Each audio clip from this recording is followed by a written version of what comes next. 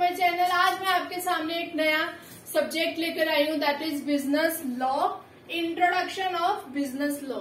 ठीक है, आज मैं आपके सामने एक बहुत ही इंटरेस्टिंग सब्जेक्ट लेकर आई हूँ, दैट इज बिजनेस लॉ, जो आपको बीकॉम में आ रहा है।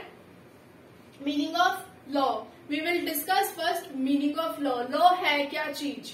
लॉ है, it means rules and regulations made by authority for proper regulation of society. Law क्या है? एक कानून है। कानून में जो रूल्स, जो रेगुलेशंस बनाए गए हैं, बाय कैसे, किससे बनाए गए हैं? By local government, state government, ठीक है, जो पब्लिक इंस्टीट्यूशंस ये सारे हैं, उनसे जो ये रूल्स एंड रेगुलेशंस बनाए गए हैं, which have to be followed by the public. ठीक है, अगर उस रूल्स, जो कानून को नहीं फॉलो करेगी पब्लिक, तो that will be difficult for the authority to manage. सब कुछ मैनेज करना क्या हो जाएगा उनके लिए? डिफिकल्ट हो जाएगा। तो अगर वो रूल्स और रेगुलेशंस बनाएंगे उसी के अकॉर्डिंग, तो फिर जो हमारी सोसाइटी है वो भी एक सेफ्टी से जी सकती है, पीसफुली रह सकती है, कि जो कोई भी जो गलत करेगा दैट विल बी पनिश्ड। ठीक है, कोई अगर कानून को तोड़ेगा उसको क्या होगा? एक पनिशमेंट दी जाएगी। ठीक है, तो इसके लिए एक रूल्स एंड रेगुलेशंस बनाए जाते हैं, किससे? अथॉरिटी से। मेनली रूल्स एंड रेगुलेशंस कौन बनाते हैं? हमारी लोकल गवर्नमेंट बनाती है, हमारी स्टेट गवर्नमेंट बनाती है। फॉर किसके लिए? सोसाइटी के लिए। ठीक है, सोसाइटी के लिए बनाई जाती है। क्यों बनाई जाती है? This is made to control और regulate people's behaviour to secure justice और peaceful living. As earlier we have discussed, I told you, क्या मैंने आपको कहा है कि जो ये सोसाइटी के लिए बनाए जाते हैं, कि जो लोग हैं वो हमारे जो रूल्स एंड रेगुलेशंस है, जो हमारे कानून बनाए गए हैं, उनको वो तोड़ ना सके, ब्रेक ना कर सके। ठीक है, अगर वो ब्रेक करेंगे तो उनको क्या होगी? पनिशमेंट दी जाएगी। ठीक है, जो अंडर सब्जेक्ट्स के अकॉर्डिंग पनिशमेंट की जाती है। तो ये था हमारा लॉ का मीनिंग। उसके बाद है हमारा बिजनेस लॉ। अब बिजनेस लॉ का मीनिंग क्या है? जो बिजनेस है और law, it is comprises from two words. ठीक है, ये दो वर्ड से बन रहा है हमारा बिजनेस लॉ। बिजनेस मीन्स कि जो रिलेटेड टू मर्चेंट। बिजनेस को हम इसको मर्केंटाइल लॉ भी कहते हैं और बिजनेस लॉ भी कहते हैं। ठीक है, जो मर्केंटाइल है that is related to merchants. ठीक है, और जो लॉज है, यही लॉ, जो रूल्स एंड रेगुलेशंस किसने बनाए हैं? अथॉरिटी ने। ठीक है, तो अगर हम इसको कंबाइन कर दे तो ये क्लियर हो जाता है कि वो rules and regulations which is framed for the business. एक बिजनेस के लिए हमने जो रूल्स एंड रेगुलेशंस बनाए हैं उसको हम क्या बोलते हैं? Business laws. It is branch of law in which various rules and regulations regarding industry, trade and commerce. These all are in business. ठीक है, ये सारे क्या है? जो सेल एंड परचेज करते हैं, that is business. ठीक है, तो अगर हम बिजनेस और लॉ को कंबाइन करते हैं तो ये बिजनेस लॉ का मीनिंग क्या बनता है? कि वो सारे रूल्स एंड रेगुलेशंस जो हमने बिजनेस के लिए बनाए हैं उसको हम बोलते हैं बिजनेस लॉ। नेक्स्ट जो हमारा टॉपिक है that is scope of business law. Scope क्या है बिजनेस लॉ का? जो स्कोप है दैट इज वेरी वाइड। ठीक है, scope of business law is in very wide.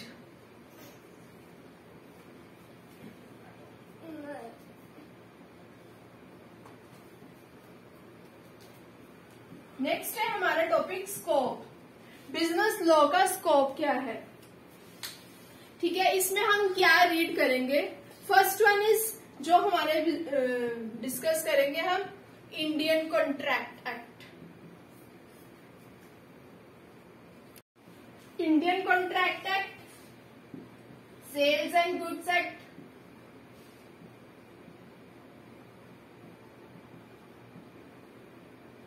Partnership act,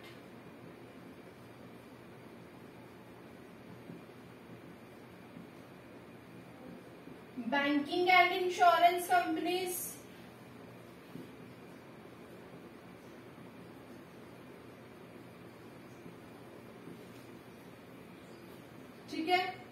insolvency,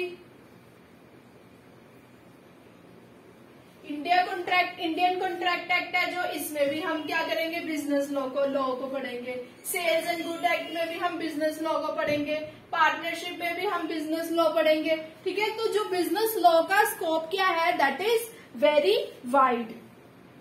ठीक है, उसके बाद है नेगोशिएबल इंस्ट्रूमेंट्स। ये तो अभी बहुत सारे हैं, मैंने सिर्फ आपको वो डिस्कस करे दैट आर इम्पोर्टेंट, जो मेन इम्पोर्टेंट है वो लिस्ट मैंने आपके साथ अभी डिस्कस करी है। ये था हमारा scope of business law. Next जो है हमारा that is sources of business law. Sources of business law, ठीक है, जो फर्स्ट हमारा सोर्स है बिजनेस लॉ का दैट इज स्टैट्यूट्स। स्टैट्यूट्स क्या है, statutes is an act of parliament. एक पिलर्स हैं कौन से, पार्लियामेंट के। जब कोई भी हम बिल पास करते हैं या प्रेसिडेंट से साइन करवाते हैं तो वो क्या बन जाता है, एक एक्ट। जैसे Indian contract act, Indian partnership act, sales and good act. ठीक है, जो ये सारे एक्ट है these are the examples of the statutes. ठीक है, फिर से मैं रिपीट कर रही हूँ, एक स्टैच्यू एक क्या है, दैट इज पिलर। जो हमारा एक क्या है, पिलर है पार्लियामेंट का। ठीक है, जब भी हम कोई भी बिल पास करते हैं पार्लियामेंट या प्रेसिडेंट से साइन करवाते हैं तो वो हमारा जो बिल है वो that will become the act. वो हमारे लिए क्या बन जाता है, एक्ट। जो हमारे इंडियन कॉन्ट्रैक्ट एक्ट, ठीक है, Indian partnership act,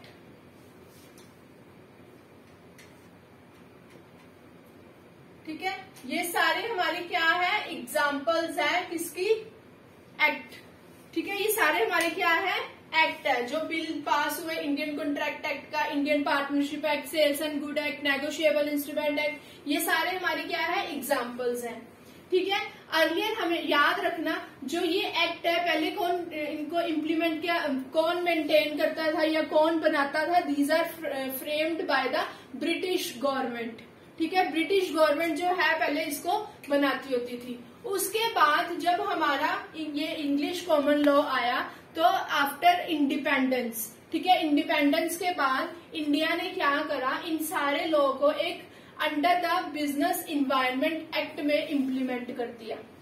again I am repeating, जो पहले इंडिपेंडेंस के पहले ब्रिटिशर्स जो बनाते थे, ठीक है, उसके बाद इंडिया ने इसको क्या करा, आफ्टर इंडिपेंडेंस इंडिया ने इंडियन बिजनेस इन्वायरमेंट में इसको इम्प्लीमेंट कर दिया। Indian business environment act implemented. ठीक है, सेकंड है हमारा इंग्लिश कॉमन लॉ। जब इंग्लिश कॉमन लॉ मेनली जो हमारा होता था, ये लॉ इंग्लैंड में चलता था लॉ। ठीक है, वहां के जो जजेस है वो बहुत अच्छे होते थे, कोर्ट सारी मतलब सुप्रीम कोर्ट ये सारी वहां पे मतलब इंग्लैंड में होती थी। तो इंडिया जो है इंस्पायर हुई इंग्लैंड के इस चीज को देख के, उनकी रूल्स एंड रेगुलेशंस को, ठीक है, उनके कानून को देख के इंडिया है वो इंस्पायर हुई इससे। तो इंडिया ने सोचा कि क्यों ना हम अपना लॉ बनाए। तो इंडिया ने एक अपना लॉ बनाया जो कि इंग्लिश कॉमन लॉ। ठीक है, इंडिया ने अपना लॉ बनाया, उसको नाम क्या दिया, English common law. Indian mercantile law is based upon English law. ठीक है, जो हमारी इंडियन की है वो किस पे बेस करती है, इंग्लिश कॉमन लॉ। फॉर्मेशन इसकी कब स्टार्ट हुई थी, on the basis of judgments. ठीक है, जो इंग्लैंड के जजेस थे उनसे हेल्प ली गई।